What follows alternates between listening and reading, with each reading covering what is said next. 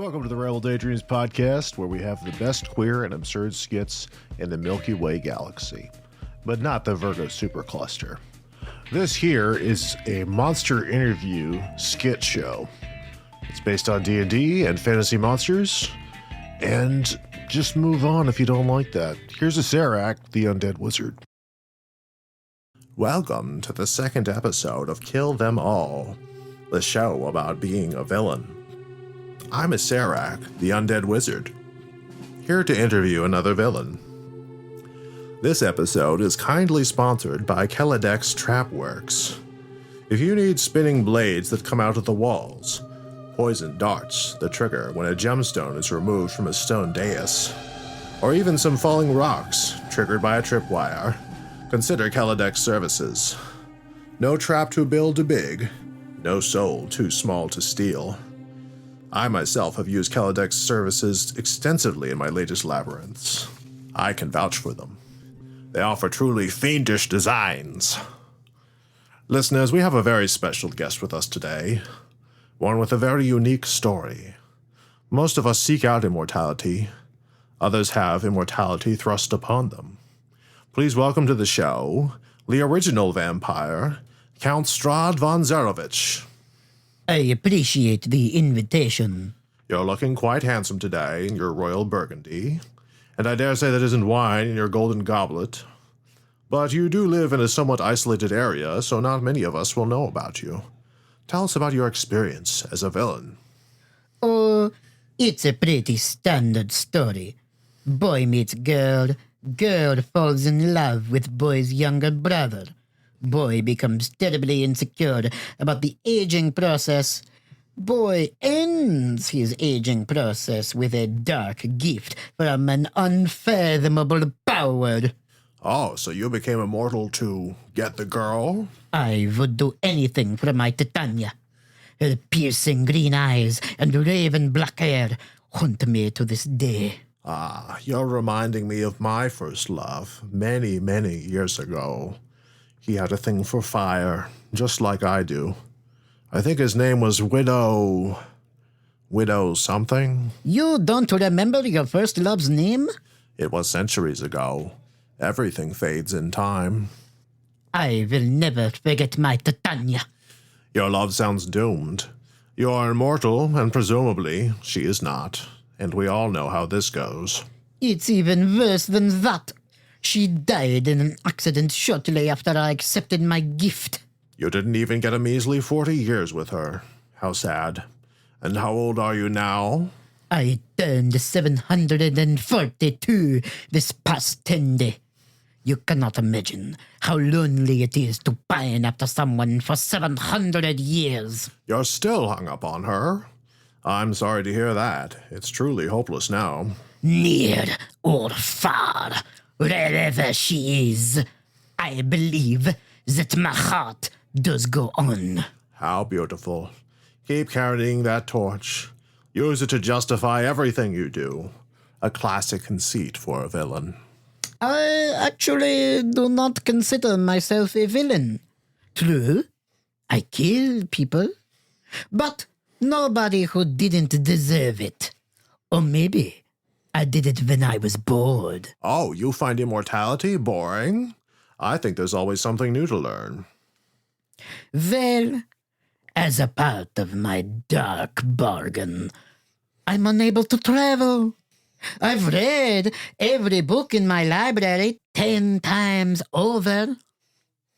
The only amusement is when someone tries to destroy me.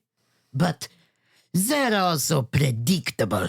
It's true. Many of them try the same things. Still, every time I make a kill, I feel nice and superior. It's another adventurer outmatched. And once every 100 years, you'll run across someone who surprises you. An old man once tried to trap me in a doll. That was a new one. Oh, tell me about him. Oh, he was using old Vishtani magic. He was not Vishtani himself, however. Professor Rudolf von Richten. That sounds appropriative. Yes.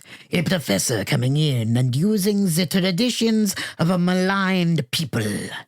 He thought he could learn from it all from books, so the magic was old and strong, but improperly put together. That's what happens when you don't hire people from the traditions you try to use. His blood was exquisite. Oh, it must be nice to still be able to eat. I lost my small intestines in a skiing accident. Like everything else, eating gets old. Chin up, Strahd, I tell you what. I'll send some of the more ingenious adventurers who are after me to come after you instead. Who knows? Maybe you'll be destroyed and get married in the 9 hells. I can only hope to find my Titania in the afterlife. Ah, beautiful idea. We'll let you get back to it. Being hung up on someone for 700 years. Now that's love. It's a shame that Strahd doesn't appreciate his immortality. But perhaps if we work together, we can help entertain him. If you're an intrepid adventurer willing to raid Castle Ravenloft, why not think of something creative and interesting? For instance, rather than holy water, try dissolving him in a pit of acid. And if, like most of our listeners, you are a villain bent on world domination, send some of your more challenging adversaries his way. The adventurers will come back from the grave as his puppets, and you will have made a friend. Once again, any and all villains, if you wish to share your experience, this show is for you. Bring us your finest tales of corrupting the souls of the innocent, bringing low the order of the gauntlet, and snuffing out the light of civilization. We welcome it all. Until next time, kill them all! Thanks, Sarac. Right, so this is Dr. Rebel of the podcast Rebel Daydreams. Prior to my first episode and having recorded my first episode, I thought, well, we'll just have the Kill Them All episodes mixed into our regular sketch shows. But you know, D&D is kind of a niche interest. Even though I try to make this show accessible to people who don't listen to D&D, it's still just kind of a niche interest of mine. And the people who like D&D may not like my bits about people getting pregnant, and the people that don't listen to any other D&D content may not want to hear it. They may just want to hear about people getting pregnant, and good for them. All right, so from now on, I'm going to be releasing the Kill Them All episodes as their own thing, and I also will have the first episode ever packaged out separately for anyone who just wants to hear that and not the whole first episode of Rebel Daydreams. All right, enough chatter. Let's get a Sarac back in here. Welcome back to Kill Them All, the podcast about world domination. I'm a Sarac, the undead wizard, here to interview a two-headed ogre. But first this week, we are sponsored by Monster Supply and Feed Co. Are the monsters in your lair hungry? Maybe not enough adventurers have come through the pipeline lately for them to eat. Or maybe they're close to the end of your maze, and adventurers are unlikely to get that far. Or maybe they're just tired of eating humanoids over and over again, and are starting to get picky. For the care and feeding of the monsters in your lair, look no further than Monster Supply and Feed Co. Villaining is rarely a solo event. We all need our community to do the most evil possible. But these two are more closely connected than most. Please welcome Ll-g-ll-g-ll-glaglagunk, the two-headed ogre. Thanks for having us. What a great introduction. Don't you think so, Lunk? Well, he introduced us as Grunk and Lunk, but I prefer Lunk and Grunk most of the time. There you go again. Gentlemen, no need to quabble. I can redo the introduction, and we'll just cut this part out from the show. Well, please do. No, that won't be. Please welcome to the show, Ll-g-ll-g-ll and Grunk. Oh, what a fantastic introduction. Thank you for redoing it. I think that was really unnecessary. You had it great the first time. Well, opinions differ. I'd really like it if it could include the first introduction into the show. Yeah, but his voice was better on the second introduction. Don't you think? Lunk and Grunk, the mighty duo. That's the problem. Grunk and Lunk flows so much better than Lunk and Grunk. Well, not to me. Well, who asked you anyway? Why don't I just flip a coin to see who I introduce first? Would that be better? Then you'd be leaving it to chance. Yeah, I don't like that idea. Well, I can't use any of this discussion. At this rate, we won't have enough content to air the show. Oh, we're sorry about that. Sorry. I don't understand why you haven't figured this out by now. Do you two have this argument every time somebody introduces you? Yeah. Pretty much. Then how do you two get anything done? We don't. Yeah, we mostly just sit around and argue. Oh, okay. Then maybe I can use the content. If this is just how you two are all the time. We still haven't settled on which introduction you're going to use. Yeah, are you going to go with the really excellent first take? Or the miserable, hackneyed, artificial second take? I think neither. Do you two have a name for your duo? Our duo? I mean like the two of you together. Just like some musical groups have names for their band, you two might have a name that includes both of you, collectively. Huh. I never thought of that. I'm here to help. Well, now we have to think of a name. What about... This is hard. What about Glunk as a name? I love it. Something doesn't sit right with it for me. Oh, come on, Lunk. What, would you rather it be Ll-g-ll-g-ll-gunk? I mean, yeah, actually, that's a good idea. The L should come first. Like in my name, Lunk. But that sounds awful. The G should come first, just like in my name, Grunk. Look. Let me try something really quickly here. Please welcome to the show, Ll-g-ll-g-ll-glaglagunk. Brilliant. Nailed it. Hey, I actually don't mind that. Okay, then that is the name for the two of you collectively. Ll-g-ll-g-ll-glaglagunk. Rolls right off the tongue. Or the back of the throat. So, Ll-g-ll-g-ll-glaglagunk, what do you two argue about with yourself? Oh, often we have disagreements about who controls our legs. I want to control our legs. You can have the arms. But the arms are useless if I can't walk to where I want to go. What happens if both of you try to control the legs? Steam comes right out of our ears. Yeah, nothing useful happens. So we have to come to an agreement. And I guess this occupies most of your time, coming to agreements. Sure. How did you know? Just a guess. Yeah, actually, that agreement we came to about our collective name, that was the first time I can remember us ever agreeing to anything. Well, yeah. Ll-g-ll-g-ll-g-ll-gunk. How could we disagree with that? Oh, I'm glad I could contribute something to your shared existence. We appreciate you. Yeah, both of us do. Wait, that means we agree on something else. Two agreements in one day? Nothing can stop us now. You mean we can get off our butts and attack Bryn Shander? No. We have to go after Targos first. Bryn Shander! Targos! What if you split the day, attacking both? Targos in the morning, Bryn Shander in the evening. Well, I like that idea. No, we have to go to Targos first. What difference does it really make? Targos has the best loot. And if we raid Bryn Chandler, Targos will be on alert. And we won't get the best loot. No, dummy. Bryn Shander has the best loot. Have you seen the fine furs they have on display?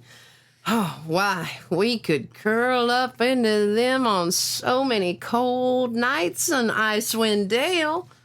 But Targos has more gold! With gold, we could buy furs or anything else we wanted. What the hell sort of merchant is going to sell anything to the two of us? I will. What? I will. Just to end this argument. I'll have my agents obtain the furs in Bryn Shander. Then when you raid Targos, you can take the gold to my agents. We'll sell you the furs. What? Wow. There. That's 3 agreements I've brokered between the two of you. Wow. That's really great. Asarak, are you looking for some muscle? Maybe we should work for you. Yeah. I can't remember the last time we were this productive. Well, gentlemen, I appreciate the offer, but frankly, this has been exhausting. Oh. This always happens. We meet someone that can help us, and after a short time, they want nothing to do with us. It's all your fault, Lunk, for arguing with me all the time. Okay.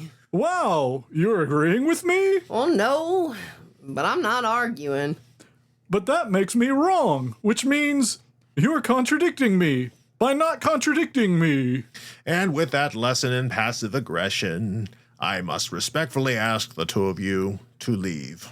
Well, thanks for having us, Sarek. Yeah, thanks. No problem. Well, as difficult as that was, I am happy that I enabled at least a little bit of evil today. Where before there was only a 2-headed ogre in a cave arguing with themselves, now there is a 2-headed ogre raiding a town. Or perhaps 2 towns. Grunk and Lunk, or Lunk and Grunk, or Ll-g-ll-g-ll-glaglagunk fall into a typical pitfall of villains. We are so busy fighting for supremacy amongst ourselves that sometimes we just don't cooperate. That, I must say, is the one thing the do-gooders have on us. When they cooperate, they typically don't betray each other either. That's why I prize loyalty to my cause, above all else. I try to reward it. On that note, villains of all stripes and varieties, I ask you to come and cooperate with me. Let's collectively come together and make a show that explains the art of villainy to the naive. When we outline it so clearly, more will follow the left-hand path. Until next time, kill them all! If you enjoyed my monster interview show, you could share it with a friend. Or you could subscribe to my Wizardly channel. Or you could leave us a review. Or you could do all 3. Soon, the evil we create together shall span the multiverse.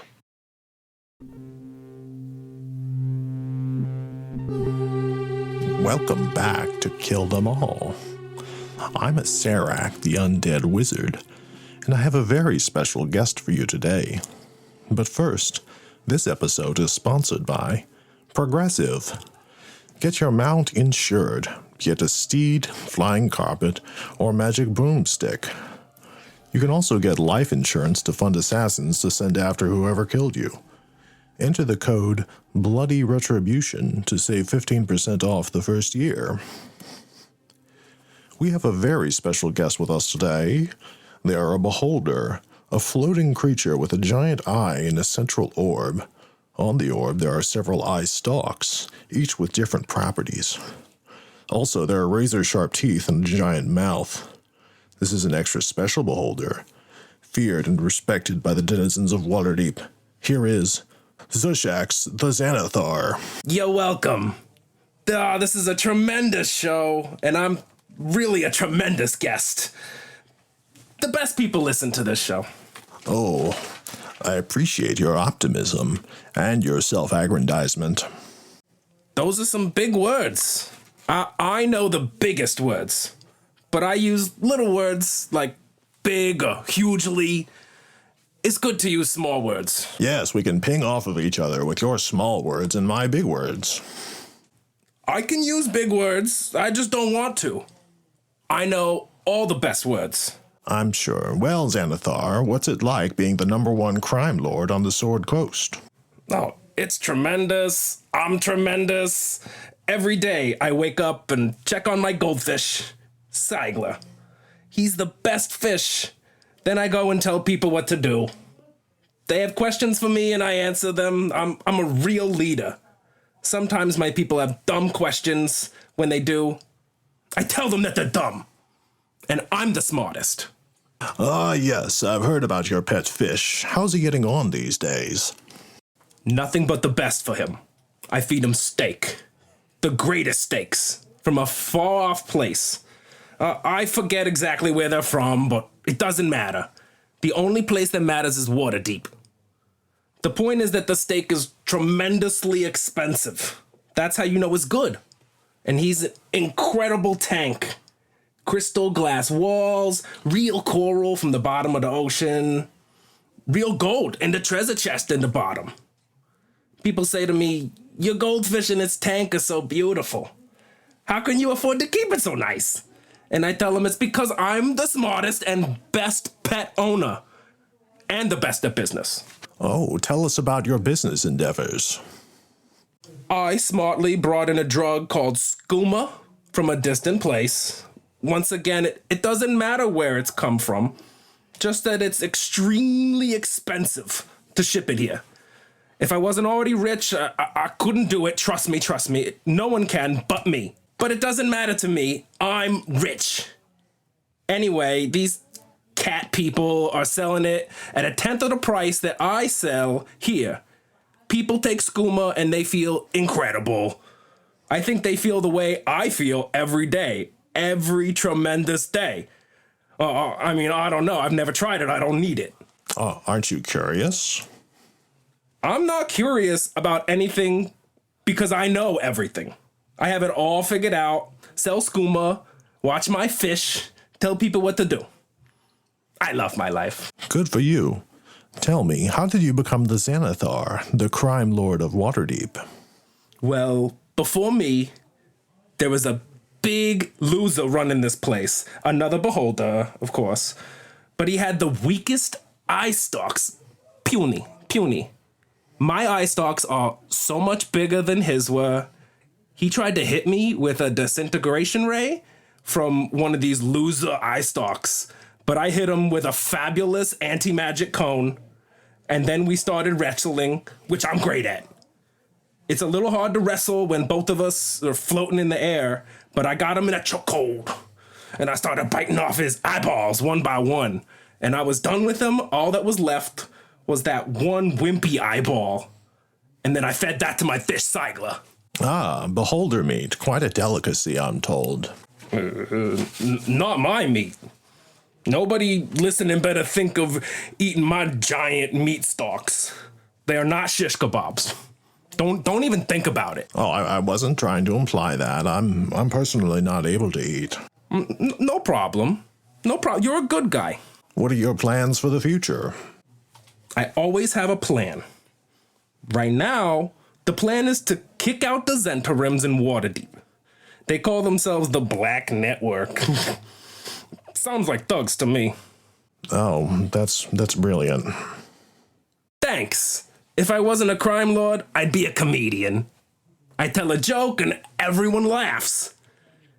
Anyway, they're trying to muscle in on my territory. They sell skooma, but it's worse than mine. It's less tremendous. So I'm trying to get the Waterdevian authorities to kick these losers out. You've contacted the police in Waterdeep? The police love me. I pay them the biggest bribes, and it barely makes a difference to me. Don't you think that explaining your bribery on the air might threaten your operations? No, because I'm the crime lord that everyone loves. When you're famous, they let you do it. Nobody wants to take me out, except for the beholders. And I kill all of them. Well, if you say so, well, that's all the time we have for today. Oh, thanks for having me on. It's truly been a riot thanks to me. Oh, yes, thank you. Honestly, listeners, I'm a bit frustrated. It was difficult to get a word in with that one. That's somebody with no small opinion of themselves. And yet, every villain I know, from the lowest hobgoblin to the greatest wizard, myself, we all enjoy a little vanity now and then. What's the point of putting in all this work if you can't enjoy where you brought yourself and how you did it? As we just saw, the Xanathar can appreciate that more than most. If you're new to being a villain and have relatively few accomplishments, I have good news. You can still have a high opinion of yourself and base it on absolutely nothing. Come on the air and shoot the breeze with me. Until next time, kill them all! You know, Assy, I think that was the most tremendous episode ever. Bigly. Dr. Rebel with one last note before the show closes. Previously, I was trying to release these long skit shows every Tuesday. That's hard, and I don't want to try to do that anymore. As you saw, I missed the previous Tuesday anyway. So I'm going to do every other Tuesday as a long show, and then every Tuesday that's not a long show, we'll release a small sketch. Eventually, all these small sketches will be incorporated in large shows, but that is going to take some time and effort. And I can only do so much for you, okay? Don't ask too much of me. All right, I love you, whoever you are. Thank you for listening, and I hope you enjoy the show.